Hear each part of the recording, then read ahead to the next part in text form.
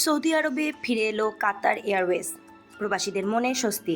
বিস্তারিত দেখুন সৌদি আরব থেকে পাঠানো ইয়াসিন মাহমুদের ভিডিও চিত্রে। দীর্ঘদিন বন্ধ থাকার পর পুনরায় চালু হলো কাতার এয়ারওয়েজের ফ্লাইট। গত বুধবার সন্ধ্যা 6টায় সৌদি আরবের আবহা শহরের প্রিন্স সুলতান রোডের সারোয়ার পার্ক হোটেলে এক জমকালো অনুষ্ঠানের মাধ্যমে এই ঘোষণা দেওয়া হয়। সৌদি আরব ও কাতারের মধ্যে সম্পর্কের অবনতি এবং করোনা মহামারীর কারণে দীর্ঘদিন ধরে কাতার এয়ারওয়েজের ফ্লাইট বন্ধ ছিল।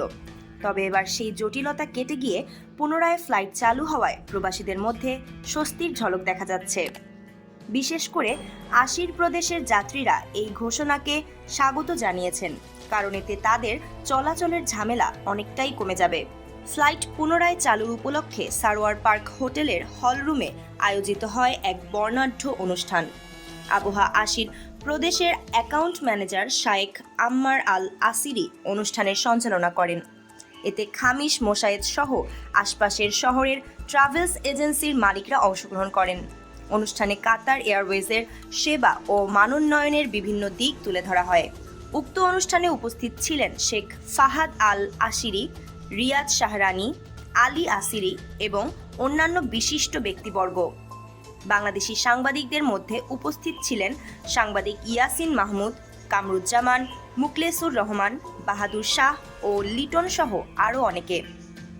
আনন্দঘন পরিবেশে আয়োজিত এই অনুষ্ঠানের শেষে রাতের খাবারের আয়োজন করা হয়। সবশেষে নতুন উদ্যমে যাত্রা শুরুর আশাবাদ নিয়ে অনুষ্ঠানের সমাপ্তি ঘোষণা করা হয়। আশির প্রদেশের আবহা আন্তর্জাতিক বিমানবন্দর থেকে এবার ঢাকা সহ বিশ্বের বিভিন্ন রুটে যাত্রীরা সরাসরি ফ্লাইট সুবিধা পাবেন। প্রবাসীদের ভাষ্যমতে দীর্ঘ টানাপোড়েনের পর কাতার এয়ারওয়েজের ফ্লাইট চালুর এমন সিদ্ধান্ত প্রবাসীদের জন্য একটি বড় সুখবরই বটে। এর মাধ্যমে যাতায়াতের সমস্যা অনেকটা কমবে বলেও জানান প্রবাসীরা।